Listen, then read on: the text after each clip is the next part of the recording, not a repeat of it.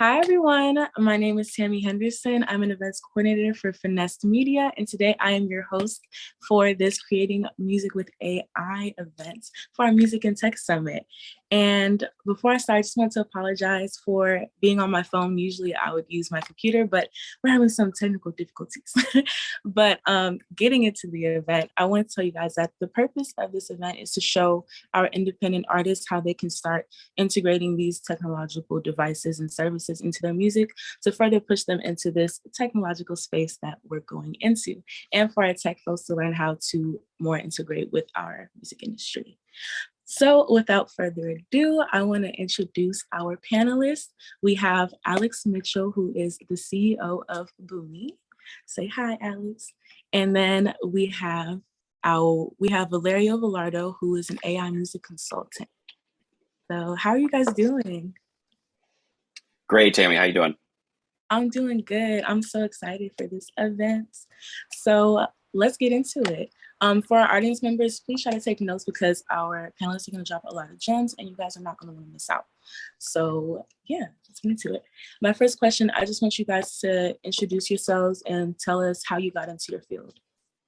And Alex, you can start us out. Sure. Yeah, no problem. So yeah, I'm Alex. Currently the CEO of Boomy, but I've been working in music tech for about, at least 10 years, pretty much my whole career. I started out as a musician, performing and touring musician. Kind of went industry tech side and built a A&R company. So basically an A&R research company called AudioKite. For many years, we were the leader in the space for looking at large data sets on qualitative and quantitative qualities of basically polling data for musicians. We sold that to big record labels and media companies, things like that. We sold that business in 2016. But while I was building that business, we had a client base, a small but emerging client base in sort of AI researchers and people who were like early startups and people who were trying to look at this idea of applying artificial intelligence techniques to music. And it was just super interesting. We were doing things like running research on, here's a bunch of human created music and here's a bunch of, algorithmic music and kind of how does it, where does it go? And a couple of years ago, basically 2019, got some people together and decided to build a company around it because it was just such an interesting area. At Boomy, we build instant music products. So these are products that allow people to create music without any musical knowledge, right? Necessarily. And musical knowledge helps, but certainly we have a lot of people who really just kind of come on for the first time, never made music before, and create music, and then release that music out to streaming services, and we pass a huge amount of the royalties back to the users. That's gotten us to about 4.5 million tracks over the last year, with many with 6 figures plus out there in the world, generating royalties, about 250,000 users, so and growing really fast. So we look at AI in a bunch of different ways, use it in a bunch of different ways, and excited to expand on that more. Got it. That's super cool. What about you, Valeria? Okay, so first of all, hi everybody, and thank you very much for having me here. So my background comes from two paths really. So one comes from music. So I've trained as a classical musician, studying music composition, piano performance, and conducting. But at the same time, I also went the sort of scientific route. Did a degree in physics and astrophysics, and have been involved in programming and AI since I was a teen, really. And so at some point I decided to bring together these two passions of mine, sort of more technical scientific one and the music one. And so I started researching the AI music space, which was a nice way of blending these two passions. And so moving on, I went and did a PhD in AI music, where I was basically building a whole virtual society of music composers, which could actually generate rock songs and then listen to each other's music and then sort of evolve their compositional style according to what they liked or visually liked. And then basically after my PhD, I went on and started a company called Melodrive, along with another couple of amazing co-founders. And there we basically built an engine that could generate music in real time for video games. So we stayed there like that was 2016. I stayed with Melodrive for 3-4 years there, and then I just started doing consulting in AI music and the AI audio space. And in the process, I also started a YouTube channel called The Sound of AI, where I have a community all about like AI music and all like the crossroads like of these things. And yeah, have been sort of like giving back to the community, like sharing like knowledge in AI music, and also like doing some sort of like open source research with the community. So yeah, it's really, really interesting like space to be in at this point, given like all the evolution that we're seeing. Got you. That's so cool. I think it's so cool to bridge like music and technology like that together. So it's so cool to like talk to you guys and hear about that space. But into our next question, for those that don't know, can one of you guys explain what is AI? I feel like we're going to have very different answers here. Okay, Valerio, you guys should go first. Also, by the way, for anyone listening, Valerio did not mention that he has an amazing blog on Medium, and I think a podcast, right? Something, or a YouTube channel. Yeah, it's a YouTube channel. It's called The Sound of AI. Yes. Yeah. Check that out. It's really, really great stuff. He didn't mention that, but I've been reading it for a long time. Cool. Cool. Yeah. So, Valerio, what's your definition? Okay, yeah, it's very academic, I would say, right? And I mean, I think like if you ask 1,000 AI researchers what's AI, you're going to get like 1,000 different answers to that question. But in my case, what I think AI is basically just an art and science that we sort of use to generate or actually like build intelligent agents. Of course, I know that I'm just like shifting now like the problem from like what's AI to what's an intelligent agent. But an intelligent agent is a rational agent, and a rational agent is an agent that can actually perform optimal actions to reach a certain goal given a certain task, right? And the interesting thing here is that like that goal and that those actions will depend on the environment and on all the different like configurations you have in the environment. But there's an interesting twist regarding AI music, which is that we don't have an objective task. Like for example, say doing image recognition. So you have a picture of a dog, and that's going to be objectively a picture of a dog, no matter what. Whereas when you are generating music, you don't have the ideal song. It doesn't exist, such a thing. It's very, very difficult even to have a metric to say whether you are on the right path or not. So in that sense, like the definition of AI applied to music generation tends to be a little bit different, I would say, and we should shift slightly towards another idea, which is that of computational creativity, which is basically the idea of having agents which can perform creative tasks like generating music or creating poetry or painting, for example, right? But I would say like that computationally creative agents are somewhat AI agents, but the sort of like the opposite, it's not the case. So yeah, what about you, Alex? What do you think AI is? I mean, that was a really good definition for what it's worth. And I especially like that you touched on the fact that we don't have an objectively good song, right? Which is the biggest challenge. And so AI usually refers to like a broad set of technologies. You know, machine learning is another kind of I think AI is a nonsense word personally. Like I'm over it. We don't even, the whole world calls Boomy an AI music company. We say create music with artificial intelligence, fine. Because when we didn't, it's like, where did the song come from? And if you're like, well, here's a 10-page explanation, or it's AI, right? It just serves as this easy stand-in for automation, right? AI, to me, whenever I hear AI, I just replace it in my head with automation, right? Fundamentally, I see at least what Boomy is doing, which is different from OpenAI and others in the space, but at least what we're doing, more of an evolution, right, than a disruption. We've been automating aspects of the music production and composition processes for pretty much the whole history of music, right? The history of music is a history of automation. The digital audio workstations and the virtual instruments and the auto-tune and the plugins, that's kind of that stuff is obvious, right, from automation tech. The less obvious stuff is how AI is starting to, and some of these models and even like very complex regression models and things like that aren't necessarily machine learning models, but that have other, other features of automation, and maybe somebody would call that AI. You see it in plugins now, right? You see it in music creation tools. And so for us, the question was, well, right now, if you want to use really cool AI products, they cost hundreds of dollars, thousands of dollars. You need a computer, you need a MacBook Pro, you need all this stuff. What can we do with cloud technology, right?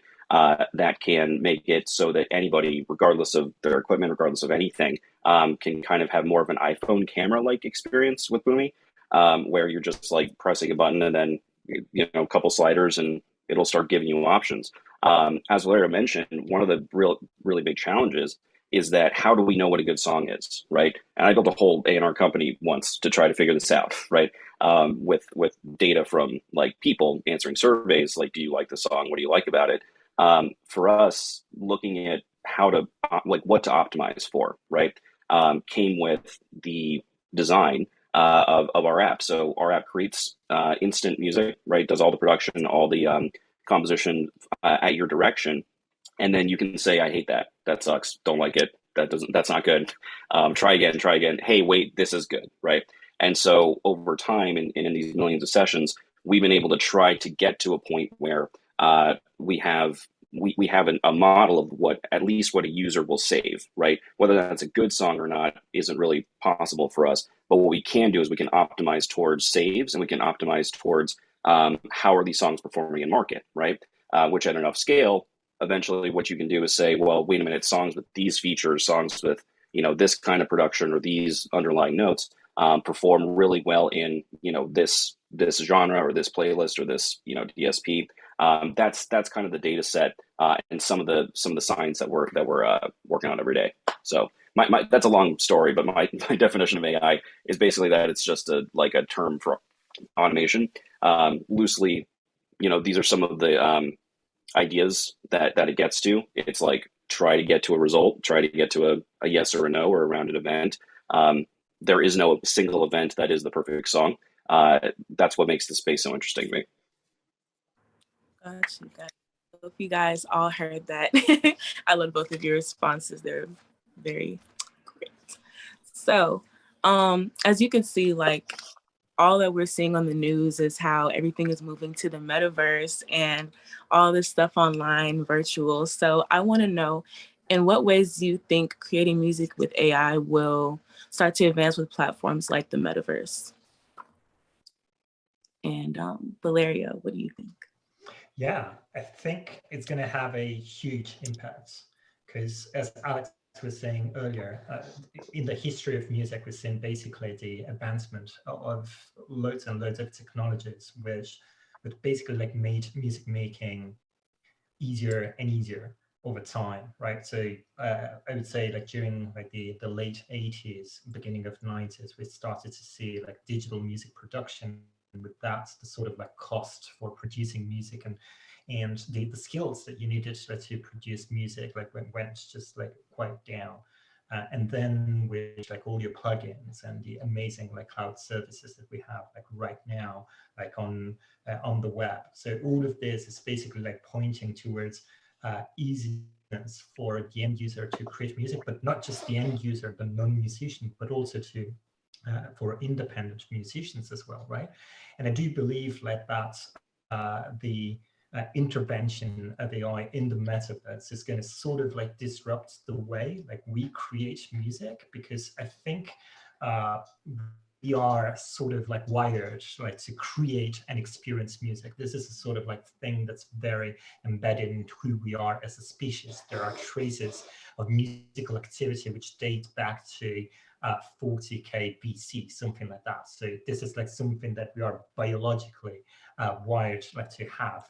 And what AI is going to allow us to do, and especially in the metaverse, I do believe, is going to enable a lot of people to express themselves creatively, having a very low barrier to get into music creation. This doesn't mean, and it's important to underline or to highlight this, that the music that will be generated by music amateurs or people who are in the metaverse, for example, is going to sort of like remove the figure of the professional musician, but rather it's just going to open up a whole sort of like new possibilities, just like Instagram enabled a lot of people to be photographers. Of course, we still have professional photographers because these are like different levels, but at the same time, Instagram is a tool that enabled a lot of people to play around with photography and to be creative with that. And I do believe that the same thing will happen with music, with the help of AI, especially in an environment like the metaverse, where you're basically sort of projecting to other people your inner self, right, in a virtual environment. And you can definitely do that by creating music and perhaps even having fun collaborating with other non-musicians together to create music and team up to create like cool experiences, musical experiences. Gotcha. Okay.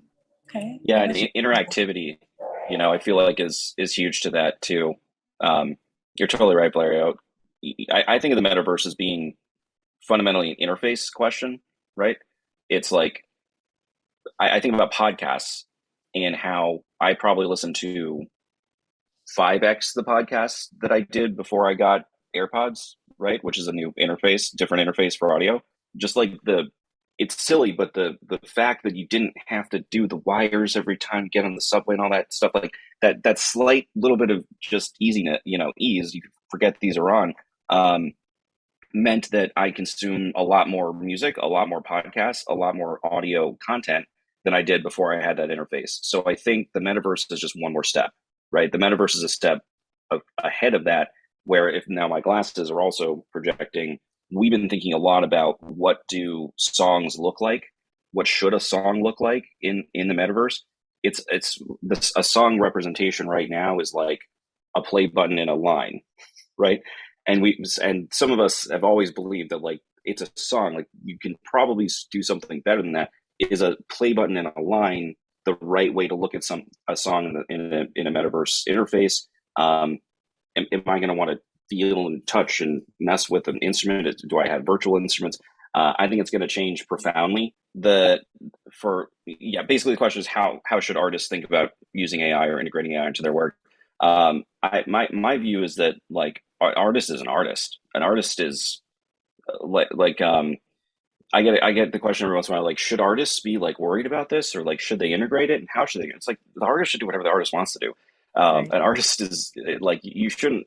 It's weird for me to put like a artist should do this or that. Like, it's an art. You ever work with artists? They're going to do whatever they want to do all the time. So that's a pithy answer. The more accurate answer is, I think most artists who are pushing the edge, right? Maybe not somebody who's prescribing to a tradition, right? So I could be a folk musician. I could be playing American folk. American folk has a very, I would say, rigid set of characteristics and a set of music that's played, that's performed, understood, and then new American folk artists who are making new stuff all the time. But it's within a genre category, right? So for that person, like, where should they use AI? I would say, why are you even asking that question? Like, it's American, like, play what you're going to play, right? For artists who are pushing the limits, right? And artists who want to find that new sound, artists who want to do something completely new, right? Or stick out in some way. I think they'd be crazy not to Google every AI tool, anything that can create music that's new and interesting and different, right? And look at, can I use this artistically? And then mess with it, kind of like a new instrument, right? Or anything else. See if you can get something that you like out of that, out of those systems. Treat it as an instrument and see if it lines up with your creativity. If it doesn't, then great, keep making music. If it does, then we work with like literally thousands of artists all the time, getting them stems, getting them different aspects of Boomy songs they're creating that they want to integrate into their own compositions. We do this constantly. So there's a lot of artists making music with AI out there. I don't think because of anything related to music automation or what we do, but just because they're artists and they found a tool and they want to use it. I think it's that simple. Right, right. I can see that. What do you think, Valeria? Yeah, I think like what Alex said is just like spot on.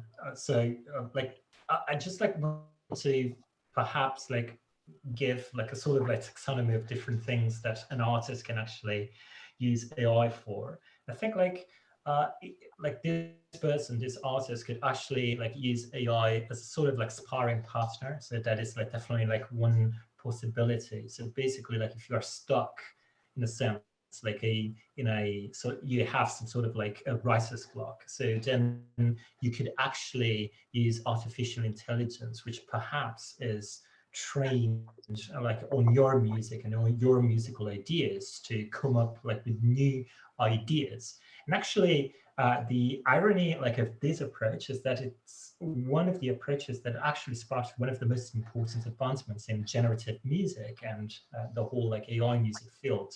So when a professor from a university in California actually found himself completely stuck during like the composition process. So he was a composer, and so he thought, and I think we were back in the 80s, why don't I actually create a piece of software that can actually create music which resembles my music, my personal compositional practice? And he went on and he created such a piece of software, and then it pushed the sort of like edges of what was possible with AI by quite a lot, starting like with this initial idea.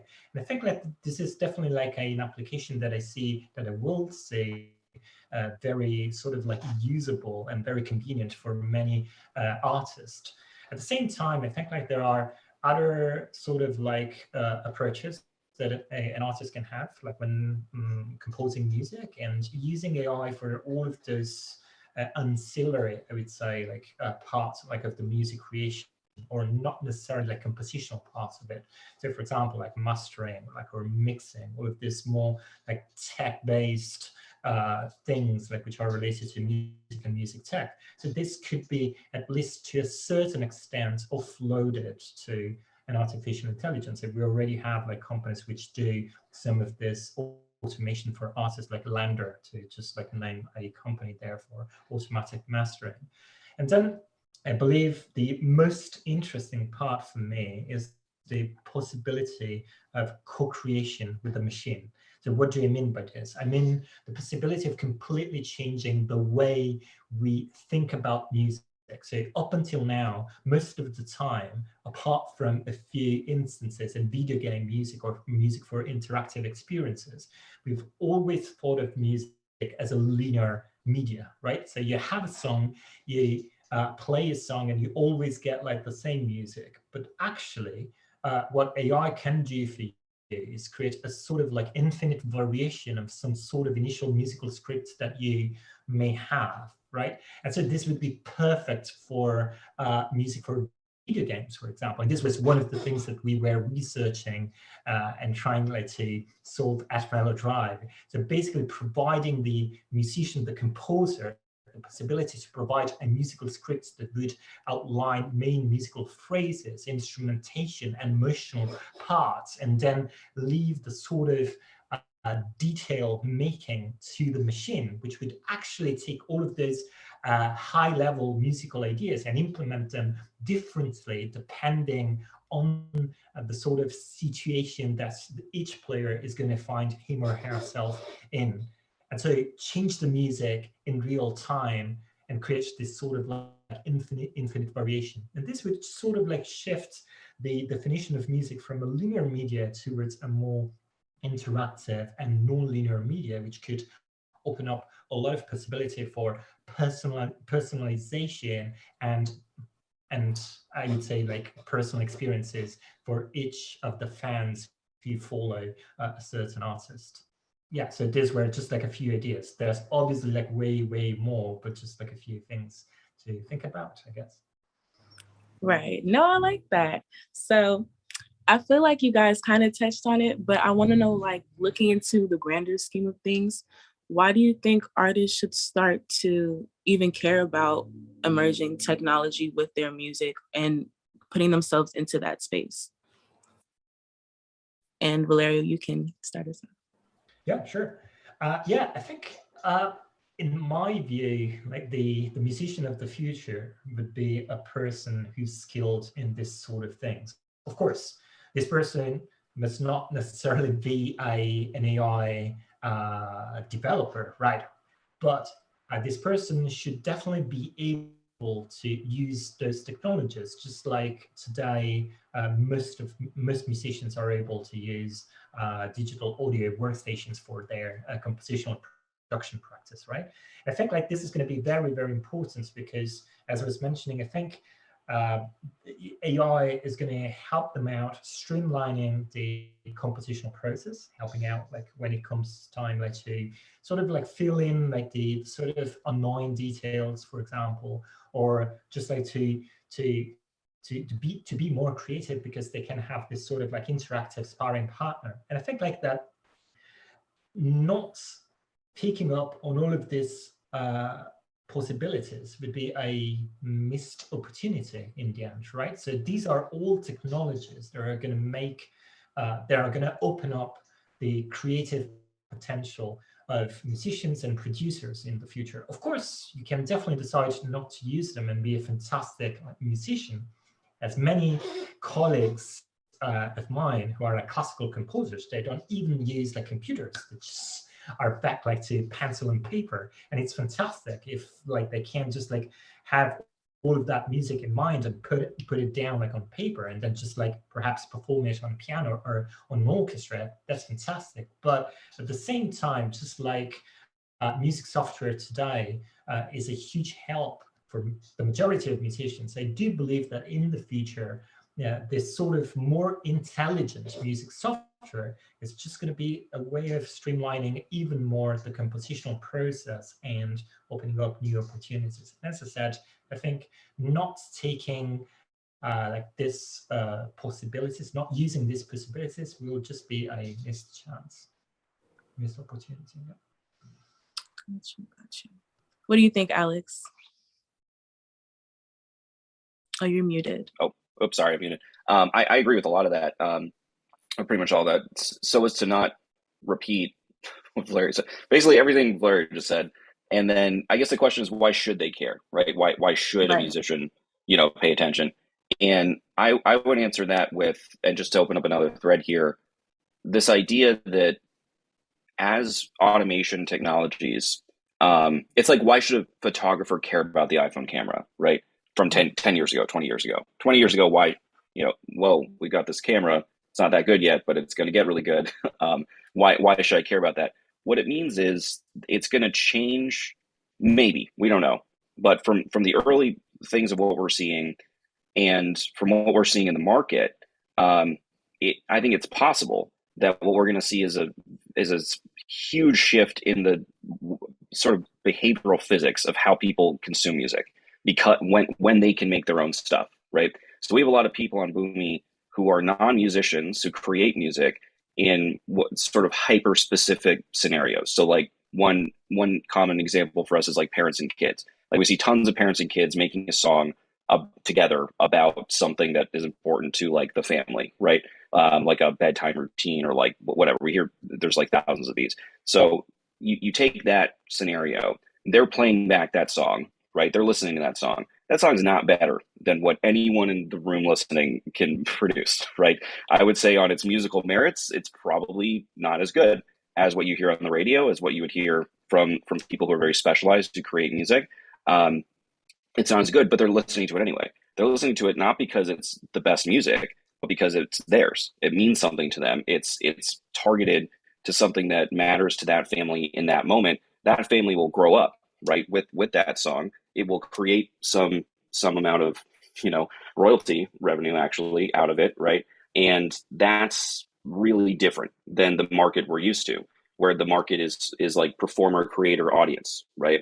That line, I think, is going to get really, really blurry in the same way that one can joke like, who isn't an Instagram? Everybody's an Instagram influencer, right? Because everybody can get really high quality photos of themselves doing whatever, right? Same thing with TikTok. With the reduction in specialization in the visual mediums that we saw, right, over the last 10 years, we saw huge behavioral shifts in how people create. It enabled things like TikTok and Instagram, and we're not done. We're not even done there, right? TikTok is relatively new. What is the next TikTok in the next 3 to 4 years, the next 5 years? What does that look like in the metaverse, et cetera? So why should an artist care? I think they should care because if it's true that people in the future, right, are listening to music not just in this performer audience, context, but that line gets kind of blurry. I don't think you have to look much further than Roblox for an example of what that looks like. My 9-year-old baby cousin plays these horrible looking games all day long on Roblox. She loves them. You learn a lot by find like the 10-year-old in your life and play Roblox with them, and you'll see the future, which is they're playing these games that their friends made, in some cases for each other, or one person made for a group. These are not games that are going to have mass appeal. It's not supposed to have mass appeal, right? Because that line between the creator and the consumer is just blurring, I think, across a lot of different forms of media. So they should care, because if that's going to be the case, there's always going to be a role, right, for the performer audience. But probably what that means is that whatever the audience can do on their own, you have to beat it, right? You have to be that much better. And everybody's trying to make the best song. That's what we're all trying to do. Maybe there's green space in trying to make highly personalized songs. Can I find people in my life that want to blur that and try to figure out how to serve them with with products or experiences. So that's why I think they should care. I think an artist should care because not for anything to do with the technology, but for the consumption patterns and what the technology creates in terms of the behavioral physics of how we consume music, because I do think that's going to shift. Definitely. Okay. Can I just add a little thing Yeah. to what Alex said, which I think it was just fantastic and so in line with what I actually think, and just following this sort of path which blurs the line between consumer as a as a creator and as a consumer, right? I think that a big possibility will be that of having this sort of interactive and highly sort of editable type of music. So imagine an artist who creates a piece of music, and then this piece of music gets consumed by all of his or her fans, right? And in this situation, the normal thing that happens now is that that piece of music is going to remain always the same. But in the future, by leveraging AI, it may be possible that all the different fans will be able to interact with this piece of music and make it their own by perhaps changing it a little bit here and there. And I remember that there was sort of pilot projects, I would define it.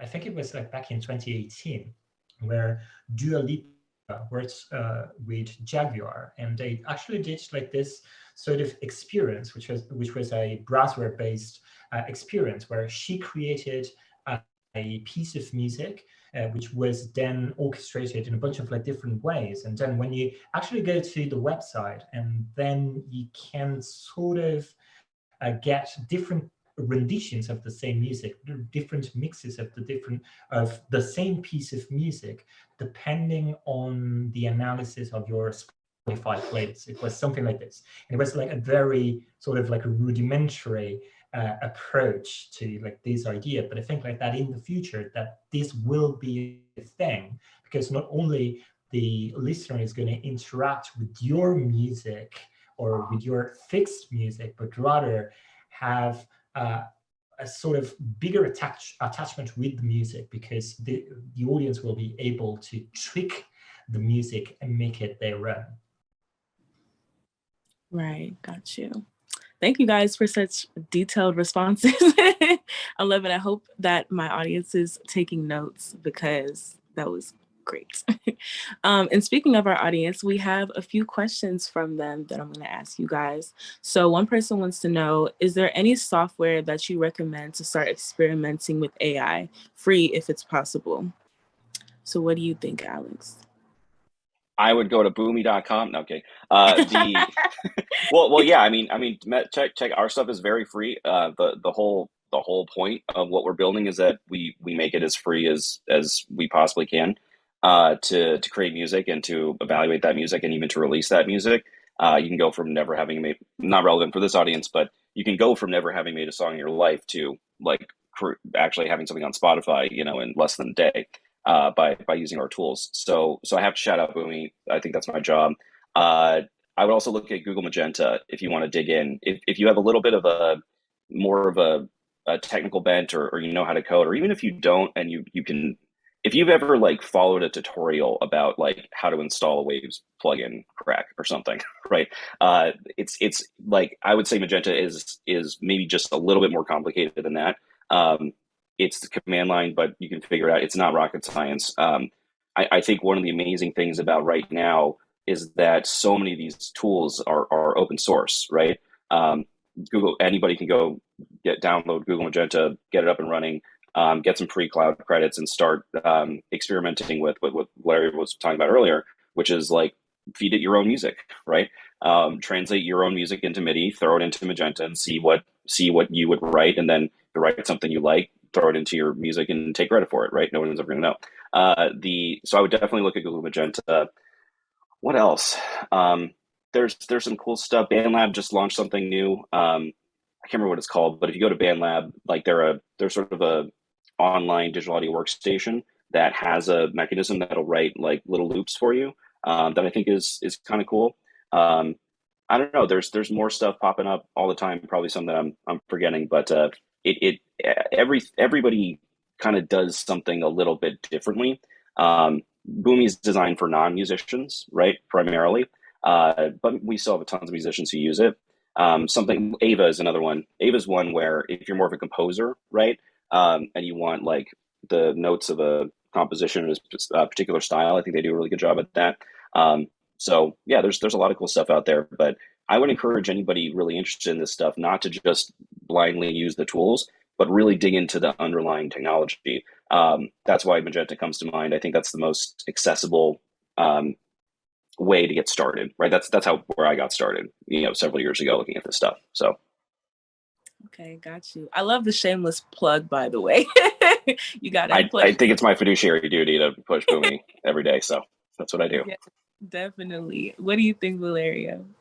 Yeah, I think Magenta is a fantastic tool to get into AI music. And of course, it's not as easy as using Boomy, of course, but at the same time, it just like gets you started, and it gives you like an idea of what it's like to think in terms of AI music, like building these models, training these models, and then taking a look at the output. But you can go the sort of coding route with Magenta, but there are also some sort of easier interfaces to use, because I think Magenta has Magenta Studio, where you have a bunch of plugins that you can just use directly in Ableton, right? And there you have like a lot of options. Like there's one that's called Continuator, I believe. So you just like come up with a certain melody, and the plugin would just like continue providing like some sort of ideas there.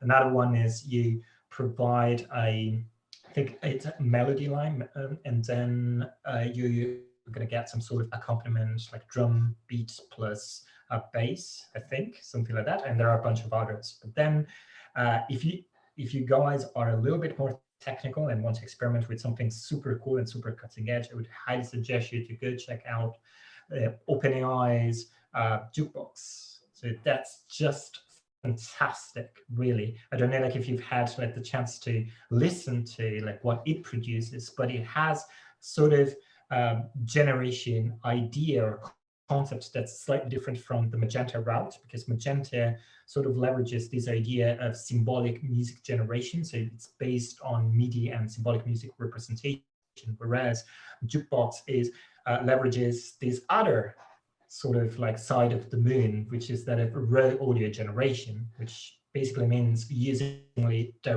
directly audio files, right? It's trained with a gazillion amount of data and audio data waveforms, and then it's able to generate audio given some sort of like initial conditions, like the name of the artist or lyrics and things like that. So if you're a little bit more technical, I would definitely suggest you to go check that out, because that's also like a very interesting path and cutting edge. And finally, I would also like plug one of the things that I've been doing. So with Sound of AI community, we've been working on this project that's called open source research, where we are like hundreds of people working on a piece of collaborative research. And we've developed this cool neural synthesizer that you can use to generate guitar sounds and all sorts of like crazy sounds, but that have some resemblance like of guitar using neural network generation in the end. So yeah, here are like a few selected like picks that I have. Okay, I'm loving the shameless plugs. I just wanted to say that.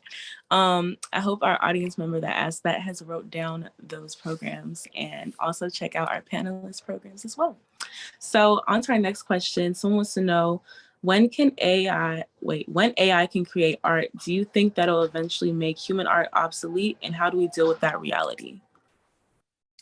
And Alex, what do you think? So you unmute yourself. I can see us both being like, oh man, yeah, because so my strong view on this is that there is no AI that makes art, period. It's just a different model of thinking about it, right? It's easy to assume. Let's take like an OpenAI context or a Boomy context, where let's say the person running an algorithm, right, who has not contributed to that algorithm, gets a result that's artistic, and it's like, wow, look at that art I just made, right?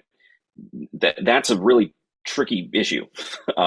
Where we have spoken with in public and private the U.S. Copyright Office and WIPO, basically the Copyright Office for the rest of the world, about, well, what is the copyright treatment there? Who is the creator? What is all this stuff? If you were to look at that context and say, well, that's an AI created piece of art, right? You are, in my view, really discounting the efforts of the people who created that algorithm. Right now, algorithms don't like, there's no AI, there's no like intelligent being algorithm computer that wakes up one day and says, what I would like to do as this intelligent computer today is create a song ostensibly for other intelligent computers to enjoy. We might get there someday, and that's a really interesting, thing, but that's sci-fi, right? And that's maybe 50 to 100 years out, if that. Probably a long time before we see sentient computers who just like decide to make music on a whim. Until then, this is fundamentally the work of human beings, right? It's fundamentally the work of people. And I think the idea that AI is creating something, it just isn't true. It's the people behind the training of the algorithms, the design of the algorithms. And there's actually a ton of examples of this, like hundreds of great examples of this in history. Brian Eno is probably the simplest one, right? Here's a person who creates algorithms which create music. That music is subject to copyright. That music makes Brian Eno a famous artist, right? We don't look at that and say like, well, that's an algorithm or that's an AI work. It's not. It's Brian Eno's work, right? It's kind of like how people call it AI music, but like we don't call what Slash did guitar generated music. It puts a weird amount of credit to the tool, and I think it just reflects kind of the tension, right? Because the stuff is so new, because a lot of these capabilities are so new, we don't really know what to call it yet. So my strong view, feel free to disagree, is that there is no AI music, right? It's just people making music. It's always just been people making music. And to the extent that, there are co-writers or people who share the algorithm, people who can take the algorithm and do new and interesting stuff with it. What I can tell you empirically is that the best music that comes out of Boomy, people work on it. It's like an hour to 2 hours of a session in Boomy, people working on it. It's a human produced work, right? But they're creating it with algorithms, with artificial intelligence. So until we see those sentient computers wake up, and that's going to be an interesting day for a lot of reasons, I think that there just isn't AI created music. It's just people. I don't know if you agree, Valerio, but that's my view. Right. Yeah, I totally agree with that. And I just want to go another route and then add a sort of follow up to what you said, because I think it was very, very interesting. So regarding the risk of AI taking over music production or music composition, I think this is never going to happen for a number of reasons and analogies that we already have right now. So let's take the the example of chess, right? So chess is an objective practice. It's an objective game, right? It's not like music where you have a lot of subjectivity, obviously, right? And in chess, you already have AIs that are just superhumans playing chess, right? There's no way Magnus Carlsen, like the world chess champion, is going to be able to even draw a game with the best AIs, chess AIs that we have out there.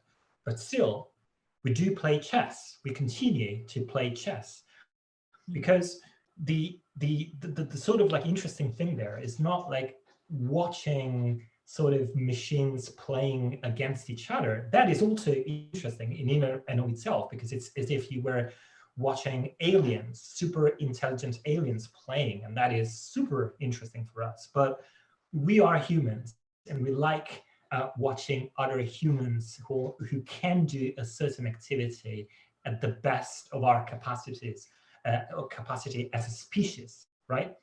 And so just like chess, human chess is still being played, and actually right now is just super, it's going like very, very well. It's increasing like quite a lot, like the number of players like all around the world. At the same time, I think like that, even if we are going to have an AI that's going to be able to create better music than humans, which again is just like not possible because we don't have an objective metric for saying what music is, still we're going to have humans creating music just because it's a creative endeavor, and we really love watching other people's doing things they're really good at and experiencing like that sort of thing and having that sort of attachment to these other human beings. So this is like the sort of like initial thing that I wanted to say. The second one that is sort of like tied to what Alex said is the possibilities of having like AIs creating music for AIs. This is something that sounds crazy, but it actually sort of, I would say like works a little bit like in my PhD thesis, where I was thinking about like the different possibilities opened up by AI in terms of like music creation, right? And I was thinking that we could divide, sort of have like a new way of like thinking of creative activities. Like for example, dividing these creative activities like music making into like 3 different categories, like humans for humans, where humans are creators and they do create music for other human beings, right? And that's like what we've been doing like for hundreds, if not thousands or tens of thousands of years. But then now we do have this other sort of category, which is the one where like Boomy is in, so AI for humans, right? So where you have an AI algorithm that generates music or helps other human beings to generate music, which then is experienced by other human beings. But then we have a third option, which is AI for AI. This may sound like totally crazy because you have like AI machines just like creating things that are basically human, like music, right? And then sharing it against among themselves, right? In order to see like where this music can evolve. And I think this may sound a little bit crazy, but at the same time, it could be really interesting because these AIs could actually explore parts, regions of the music space that haven't been explored so far. And we may find like new regions of those musical spaces that we still haven't explored as of now that could actually be interesting for us, right? So you just unleash the power of AI, and then you see what other like musical spaces and regions still unexplored that they can bring us back. And this, again, I think creates an analogy with the chess world, where we do have now like this super buzz for this neural network-based chess AIs, which can sort of play at a superhuman level, but a super creative level. And now you have the human best players who are sort of drawing ideas from the best neural network chess players, right? So the sort of like strategy of the game, tactics of the game has shifted a little bit because of these AIs. And I think and I hope that this will also happen music, because this is going to just be a way to streamline like music making and make it even more interesting and having machines serving our needs in the end. Got you. I'm liking the different perspectives. I love that you guys gave like 3 different ones. So that's so cool. I hope that answers your question to whoever asked that. And then another question we got is, how can I get involved or connected to the AI community as an artist or aspiring professional? What do you think, Alex? It's like, what's the AI community? I mean, Valeria, you're in that.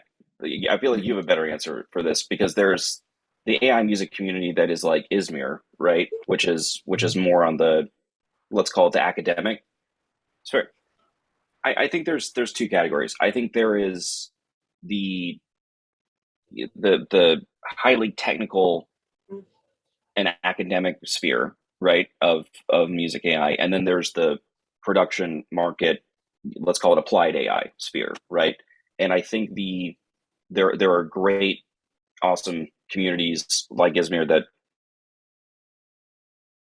and I think the community around applied AI is nascent. It's pretty nascent.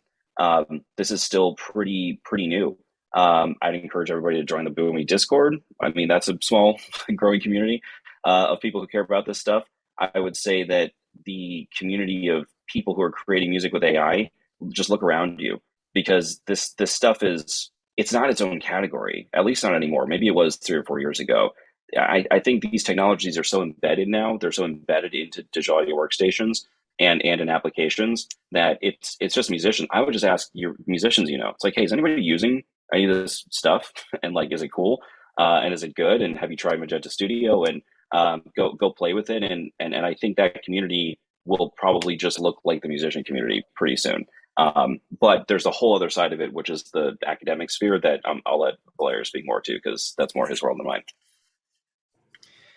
Yeah, so as Alex said, so there's a lot of choice, but it's still like quite small. And I would say that on the academic side, you of course have ADVISR, which is the sort of like big conference of reference, even though ADVISR is mainly focused on music information retrieval, which is not necessarily generative music, but more the other side, sort of the using AI and more or less intelligent algorithms to figure out music features, like, for example, extracting genre or music recommendation or like music search, these sort of things.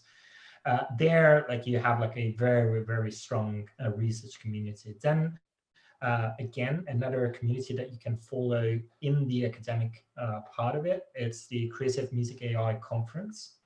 So there, I think it's been there like for like 4 or 5 years now, and I was one of the founders of this conference back in the day, and now it's nicely growing and getting even more sort of like people in it. And then, I mean, there's my community, which I think at the moment is the largest community online or otherwise all over the world, like AI music, AI audio community, and it's called The Sound of AI. And as I was mentioning earlier, like I do have a channel that's called The Sound of AI, but behind it, there's also a Slack community which is like hang out like with very interesting people. And there you find all sorts of people, from musicians who are interested in getting more into AI and AI music, but also very technical people, product people. There's a little bit of everything, or people who are interested in speech processing or sound processing and things like that. So it's The Sound of AI. And another very interesting community, it's not necessarily AI, but still like it's music tech, and it's something that I think many musicians should also like look into, is audio programming. And there's these other community led by Josh, friend of mine, that's called The Audio Programmer.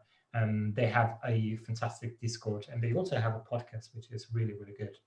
So yeah, I would suggest you like to check out like this different communities, both from the more academic and the more like a layperson sort of level kind of communities. Yeah. Gotcha. And we have just one more quick question before we listen to the music that our artists submitted.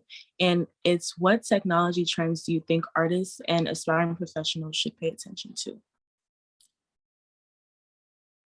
all of them, all of the trends. Sorry, what was it? The question is what trends should they be paying attention? Should artists be paying attention to? Yeah, what should they be paying attention to?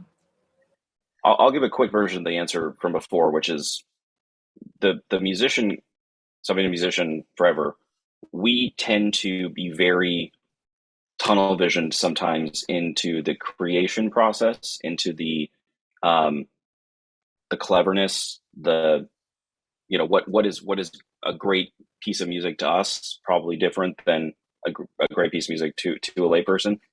What happens sometimes is we get this tunnel vision and we don't listen to the audience, right? I would say the trends you should pay attention to are the consumption trends. Gotcha. And what trends do you think people should look at, Valerio? Yeah, I think just to stay on top of the research in AI music, the sort of like typical places, so like conferences and then like blogs, YouTube channels, which talk about like the space, right? So I would particularly suggest to check out the Magenta page, the Magenta research group by Google, because they are amazing and they just output very, very interesting research there. Then just check out the ADVISR conference, Creative Music AI conference, and then also the sort of players who are active in the space and they are more in the trenches, so less academic, but more sort of like practical. And there's also like a fantastic group, or I can't really define them like as a group because they are like amazing musicians, but they are also amazing like AI developers. It's called DataBots. They usually come up like with very, very cool ideas at the crossroads like of AI and music. Yep. Got it. I love your responses. I hope that answered your question to whoever asked that in the audience. So that wraps up our audience Q&A, and now we're gonna head into our listening session because we had some artists that submitted some music.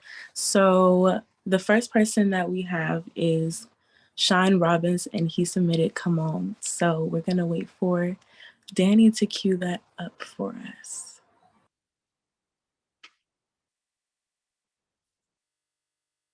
Danny, you there?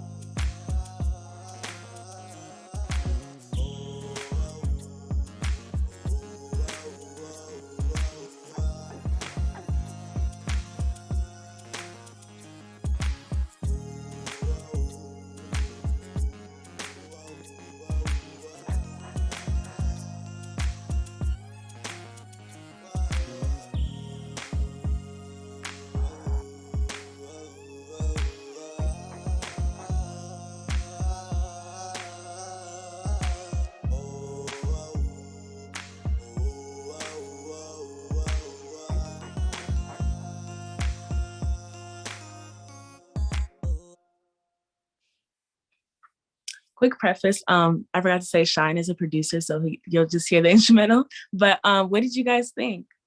Any feedback for him? Yeah, so I mean, this is not really like my genre of election because, as I said, like I come from like classical music and this sort of thing, but I think like it's really cool like the way like he sort of like morphed like all of these sounds, like probably like using loops, starting like from loops and then like morphing them like when in an interesting like way. So yeah, interesting. Yeah. Also caveat that I take anything I say with a huge grain of salt, but I would my feedback would just be less ideas. Just I hear a lot of competing ideas, especially in the beginning, right?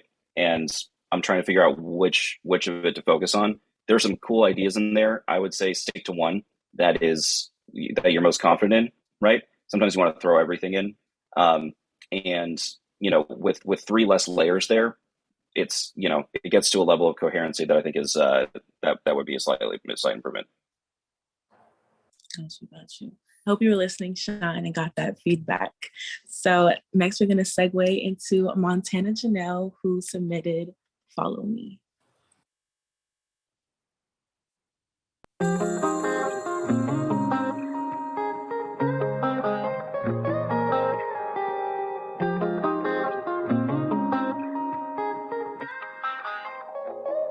you really fucked up big time, didn't you? I bet you regret giving all your attitude. We all knew I was gonna be someone soon. We all knew I was gonna be someone soon. You gon' call me up, tryna say what's up now.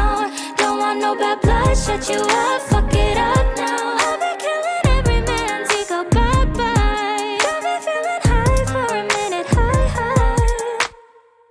I've been manifesting daily, building up my revenue. You tell me that you miss me lately, what should they do? You know it's been too long, you know I had to leave to go and lift my energy. I hope that you can follow my lead, follow my lead. I hope that you can follow my lead, follow my lead. That was a vibe. What advice or That's great. feedback do you have, Alex? I don't think I have any. I just thought that was great. That was really good. We didn't hear the whole track. One thing, again, this is just like from what I'm hearing on the ground, on the NR side, is that like getting into like that track is really, really good. Like get it into a vibe, change everything all of a sudden is like the non-technical way of saying it, but like tracks that are doing really well right now tend to have abrupt shifts in feel, right? It used to be like you would build to something and then you would have a drop. Now it's like every 16 bars do a drop. I've heard that maybe that track could use that, but I think the track is pretty perfect. It sounded like a master. It sounded really good. So just an idea that popped in my head. Okay. What do you think, Valeria? Really cool track, actually really cool. And I like the sort of contraposition between the more like acoustic parts, well, not necessarily acoustic, but performed parts with the guitar, and then the more sort of like loopy electronic one. And I also liked the way it also like built up energy. And I felt like it was like the architecture was laid out like very, very well.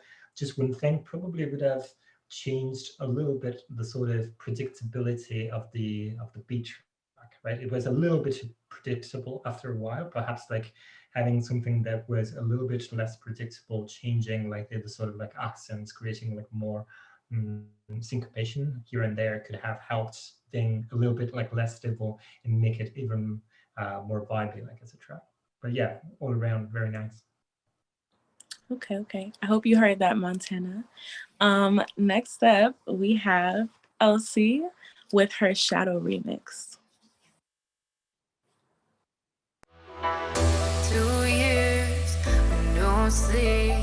Guess I've been living the dream. I'm sinking. I've hit the bottom. Searching for something to cast aside the feeling. Looking out from behind. I've got this energy. I feel it haunting me. I feel it haunting me. I feel it haunting me.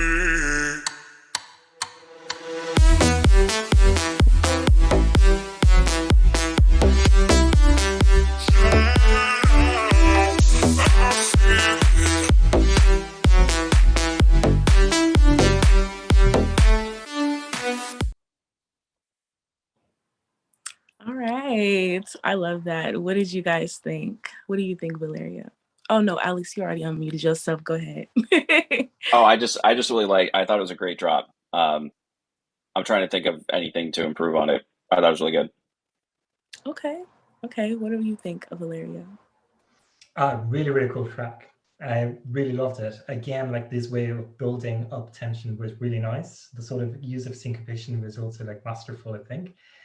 And I like that it was sort of like unpredictable, the part where you would expect like the break, and then like to have just the sort of like four on the floor, right? And that was cool. But then you just had a sort of like one bar pulse to it, where you only got like the sort of like the pulse of the beat, and then the instruments like kicking in just like after like this bar. So that was, it's just like, it was unexpected, and it was nice because it wasn't really like the typical thing like that you hear like every time. And then the sort of like game like with the sort of like distortion and change, probably like changing like the pitch like to the octave down like of the voice, that was also like quite cool.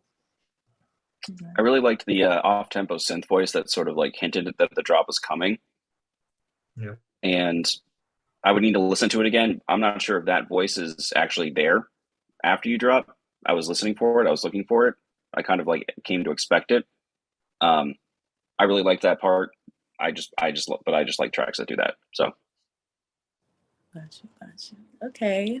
We love Elsie over here. She's a Finessed media artist. So I hope you enjoyed that feedback. Next up, we have ADVISR, who is also a Finessed media artist, and he submitted Jaded.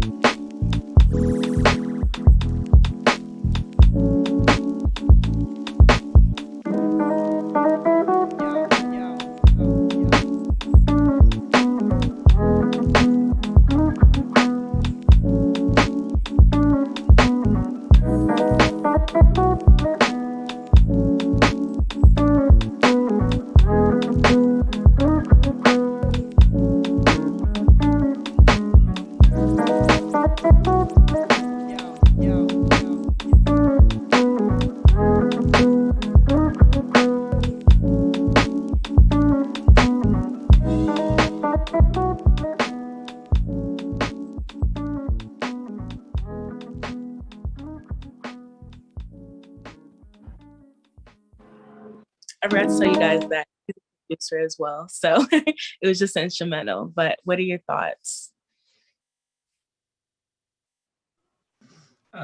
Super groovy, I think. Very nice. The sort of like beat parts, which was, I mean, not perfectly like on in the grid. So that was like a really nice touch. I liked this sort of like ostinato idea, basically like going back like always like to the sort of like same melodic units, like with that guitar sound. Really cool. I mean, it depends on the sort of like context of the piece itself. If it was made for sort of like just like vibing into it, having just like back like in the background, and then just like doing like something else like on top of it, I think like it was just fantastic. But if it was meant to be like more in the foreground, I would have expected like sort of like more layers to come in, still like respecting this sort of like lo-fi vibe, but also being a little bit more explorative in the sort of like harmonic space, perhaps like having like some sort of like unexpected like modulations and then coming back. But if it was meant for sort of vibing to it and having it there like in the background, was really cool. Yeah, also really like, I think funky time signatures are gonna win this audience. But the two specific things. One, there's a lot of ducking, which I have no issue with ducking, but to me, if it's designed, it's again context dependent. If it's designed to have a vocal go over it, right, and you have a vocal that isn't ducked over something like that, I think that's going to sound really cool. On its own, it almost becomes distracting, right? Because it's such a powerful duck that I'm listening to that almost more than I'm listening to any of the cool guitar licks or anything else that's going on in that track. So that's thought one, is like honestly just dialing that ducking back just slightly, I think would do it for me. The other bit was the snare. Like just try it. I don't know if it would work, but try replacing every second snare with a different sample. I've heard some tracks that are doing that, and something we're building in. For some reason, I just like, I don't know, aesthetically, it's interesting. We're used to having the same drum kit and the same snare throughout like an entire track a lot of the time. But if you listen to what some producers are doing these days, and they're not just these days, this has been a thing for a long time. But yeah, like layering snares, also just like kind of going back and forth between like a stronger snare and maybe something that kind of is like a little bit less intense, can create cool results. I would just try that, see how it sounds. Those are my two points of feedback. Got it. I hope you took those notes, ADVISR, on what they said. And last but not least, we have Thomas, who submitted Flaws.